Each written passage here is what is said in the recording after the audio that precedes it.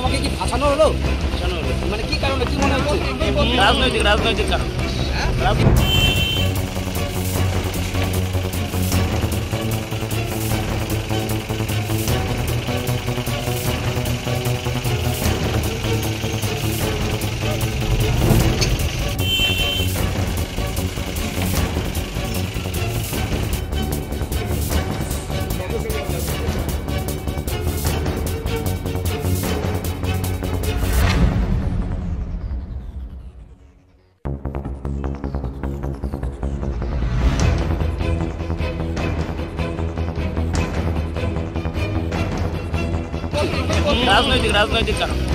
রাজনৈতিক কারণ। তদন্ত করে পুলিশ বুঝবে। তোমাকে কি ফাঁসানো হলো? মানে কি কারণে, কি মনে হচ্ছে? রাজনৈতিক কারণ। রাজনৈতিক কারণ। তদন্ত করে পুলিশ বুঝবে। দীপঙ্কর, তোমাকে কি ফাঁসানো হলো? মানে কি কারণে, কি মনে হচ্ছে? রাজনৈতিক কারণ। রাজনৈতিক কারণ। তদন্ত করে পুলিশ বুঝবে। কোচবিহার ২ নম্বর পঞ্চায়েত সমিতির কর্মাধ্যক্ষ তথা তৃণমূল নেতা রাজুদের ওপর গুলি চালানোর ঘটনায় ধৃত বিজেপি বিধায়কের ছেলে ও অপর একজন উত্তম গুপ্ত নামে যুবককে কোচবিহার জেলা আদালতে পেশ করল পুন্ডিবাড়ি থানার পুলিশ। উল্লেখ্য, বৃহস্পতিবার রাতে কোচবিহার ২ নম্বর ব্লকের অন্তর্গত ঝিনাইডাঙ্গা এলাকায় দুষ্কৃতী দ্বারা গুলিবিদ্ধ হন কোচবিহার ২ নম্বর পঞ্চায়েত সমিতির কর্মাধ্যক্ষ রাজু দে। বর্তমানে তিনি কোচবিহারের একটি বেসরকারি নার্সিং হোমে চিকিৎসাধীন রয়েছেন। ঘটনা তদন্তে নেমে পুলিশ এই ঘটনায় জড়িত থাকার সন্দেহ গতকাল বিজেপি বিধায়কের ছেলে দীপঙ্কর রায় এবং উত্তম গুপ্তকে গ্রেফতার করে। পাশাপাশি এই ঘটনায় ব্যবহৃত গাড়িটিও বাজেয়াপ্ত করে পুলিশ। আজ অভিযুক্তদের কোচবিহার জেলা আদালতে পেশ করা হলো।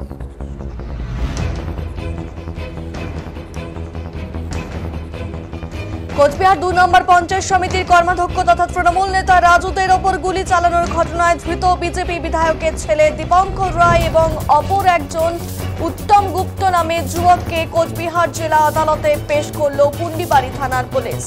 উল্লেখ্য, বৃহস্পতিবার রাতে কোচবিহার ২ নম্বর ব্লকের অন্তর্গত ঝিনাইডাঙ্গা এলাকায় দুষ্কৃতী দ্বারা গুলিবিদ্ধ হন কোচবিহার ২ নম্বর পঞ্চায়েত সমিতির কর্মাধ্যক্ষ রাজু দে। বর্তমানে তিনি কোচবিহারের একটি বেসরকারি নার্সিং হোমে চিকিৎসাধীন। ঘটনা তদন্তে নেমে পুলিশ এই ঘটনায় জড়িত থাকার সন্দেহে গতকাল বিজেপি বিধায়কের ছেলে দীপঙ্কর রায় এবং উত্তম গুপ্তকে গ্রেফতার করে। পাশাপাশি এই ঘটনায় ব্যবহৃত গাড়িটিও বাজেয়াপ্ত করে পুলিশ। আজ অভিযুক্তদের কোচবিহার জেলা আদালতে পেশ করা হলো।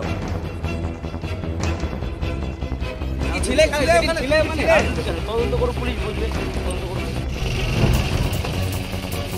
দীপঙ্কর, তোমাকে কি ফাঁসানো হলো? মানে কি কারণে, কি মনে হচ্ছে? রাজনৈতিক কারণ। রাজনৈতিক কারণ।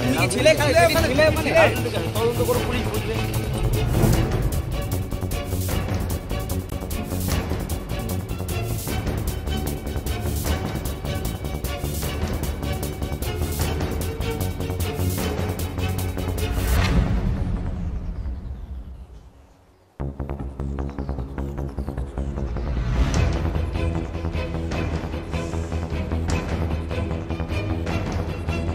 কোচবিহার ২ নম্বর পঞ্চায়েত সমিতির কর্মাধ্যক্ষ তথা তৃণমূল নেতা রাজুদের ওপর গুলি চালানোর ঘটনায় ধৃত বিজেপি বিধায়কের ছেলে দীপঙ্কর রায় এবং অপর একজন উত্তম গুপ্ত নামে যুবককে কোচবিহার জেলা আদালতে পেশ করল পুন্ডিবাড়ি থানার পুলিশ।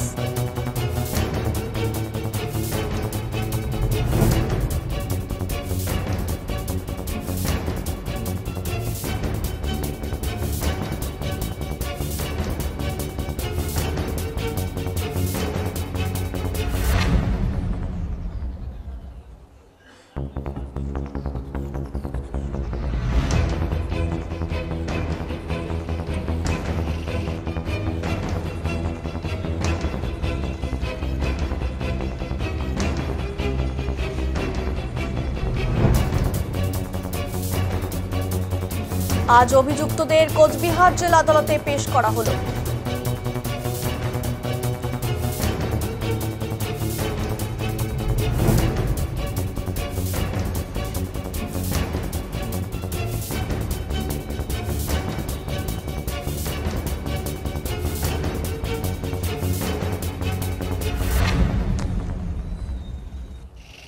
দীপঙ্কর তোমাকে কি ফাঁসানো হলো?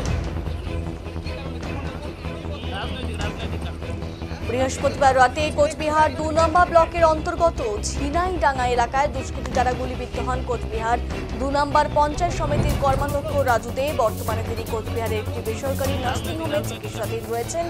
ঘটনা তদন্তে নেমে পুলিশ এই ঘটনায় জড়িত থাকার সন্দেহে গতকাল বিজেপি বিধায়কের ছেলে দীপঙ্কর রায় এবং উত্তম গুপ্তকে গ্রেফতার করে।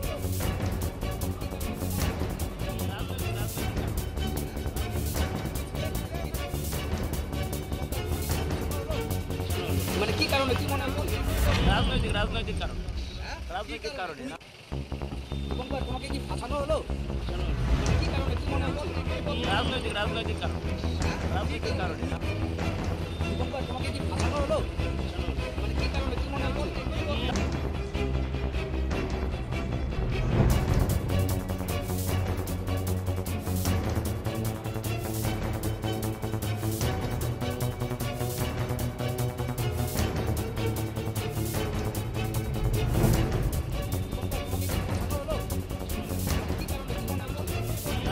আমরা জানি বৃহস্পতিবার রাতে রাজুদের ওপর গুলি চালানোর যে অভিযোগ তার তদন্তে নেমে পুলিশ আজ দুজনকে ইতিমধ্যেই গ্রেফতার করেছে এবং যাদেরকে আজ কোচবিহার আদালতে নিয়ে আসা হয়েছে সেখানে হচ্ছে উত্তম গুপ্ত এবং বিজেপি বিধায়কের ছেলে দীপঙ্কর রায়, এই দুজনকে কিন্তু গ্রেফতার করা হয়েছে।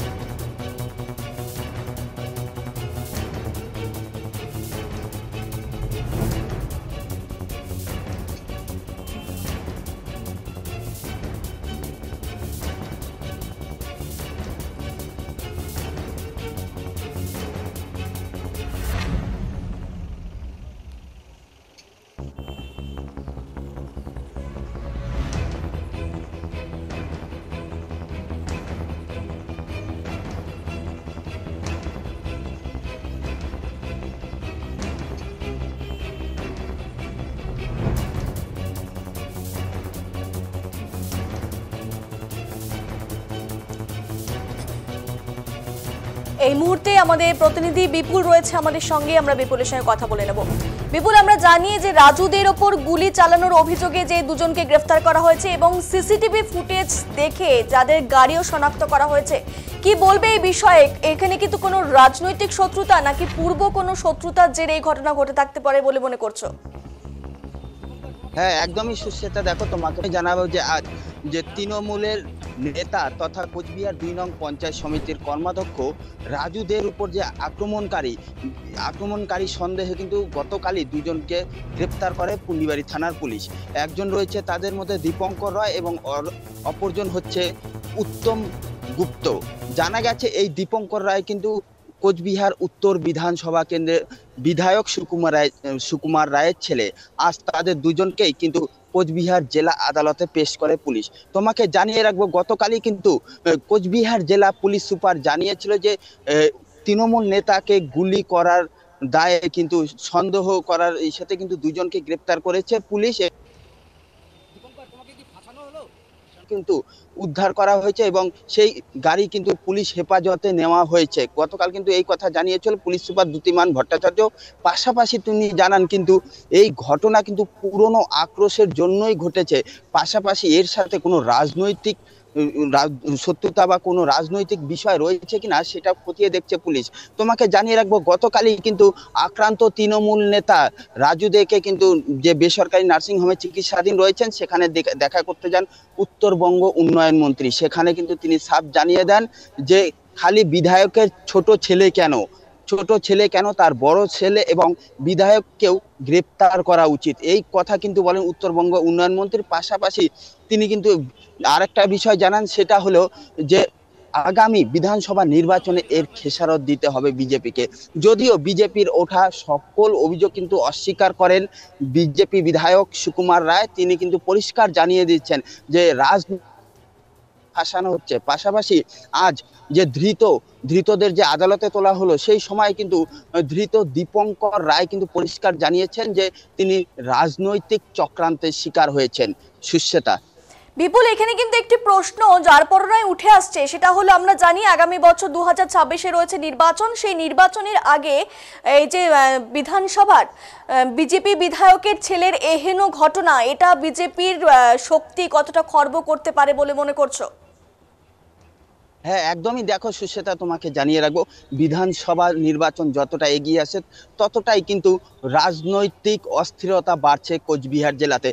পূর্ববর্তী যে নির্বাচনগুলো হয়েছিল তার আগেও আমরা বিভিন্ন এই রকম রাজনৈতিক অস্থিরতার ছবি তুলে ধরেছিলাম ডিজিটাল বাংলার পর্দায়। তোমাকে জানিয়ে রাখবো, যেহেতু সামনেই রয়েছে বিধানসভা নির্বাচন, যতটা নির্বাচন এগিয়ে আসে ততটাই যদি এইরকম অস্থিরতা বাড়তে থাকে তবে স্বাভাবিকভাবে যে কোনো রাজনৈতিক দল চাপে পড়তে পারে। এক্ষেত্রে বিজেপিও এর ব্যতিক্রম নয়। যেহেতু বিজেপি বিধায়কের ছেলের নাম এখানে উঠে আসছে, স্বাভাবিকভাবে বলা যেতে পারে কিছুটা হলেও চাপ বাড়বে বিজেপির বলেই মনে করা হচ্ছে। সুশ্বেতা, বিপুল, বর্তমানে রাজুদের শারীরিক পরিস্থিতি ঠিক কি রয়েছে? হ্যাঁ, একদমই। দেখো সুশ্বেতা, তোমাকে জানিয়ে রাখবো, বৃহস্পতিবার রাত্রি 10:30 থেকে 11টার মধ্যে কিন্তু কোচবিহার 2 নং ব্লকের অন্তর্গত ঝিনাইডাঙ্গা এলাকায় যেখানে রাজুদের বাড়ি, তার থেকে ঠিক 100 মিটার আগে একদল দুষ্কৃতী কিন্তু 4 চাকার গাড়ি এনে তার উপর আক্রমণ চালায় এবং কয়েক রাউন্ড গুলি করে কিন্তু তাকে লক্ষ্য করে। পরবর্তীতে জানা যায় যে একটি গুলি তার ডান কাঁধের সাইডে লাগে এবং তড়িঘড়ি স্থানীয় বাসিন্দারা কিন্তু তাকে তৎক্ষণাৎ উদ্ধার করে কোচবিহারের একটি বেসরকারি নার্সিংহোমে ভর্তি করান এবং সেখানে কিন্তু তার অস্ত্রোপচার হয়। তখনই কিন্তু তৃণমূলের যে কোচবিহার জেলা সভাপতি রয়েছেন অভিজিৎ দে ভৌমিক, তিনি কিন্তু পরিষ্কার জানিয়ে দিয়েছিলেন তার রাজুদের অবস্থা স্থিতিশীল রয়েছে। বর্তমানে তিনি কিন্তু কোচবিহারে সেই বেসরকারি নার্সিংহোমে চিকিৎসাধীন রয়েছেন। পাশাপাশি গতকাল কিন্তু উত্তরবঙ্গ উন্নয়ন মন্ত্রী সহ একাধিক তৃণমূল নেতা কিন্তু তার সঙ্গে দেখা করতে যান। আজকে সকালেও কিন্তু কোচবিহার পৌরসভার চেয়ারম্যান রবীন্দ্রনাথ ঘোষ সহ অন্যান্য তৃণমূল নেতৃত্বরা রাজুদের সঙ্গে দেখা করতে যান নার্সিংহোমে। যা জানা গেছে, রাজুদের শারীরিক অবস্থা এখন স্থিতিশীল রয়েছেন এবং তিনি বর্তমানে কিন্তু অনেকটাই স্বাভাবিক রয়েছেন বলে জানা গেছে। সুশ্বেতা, ধন্যবাদ বিপুল।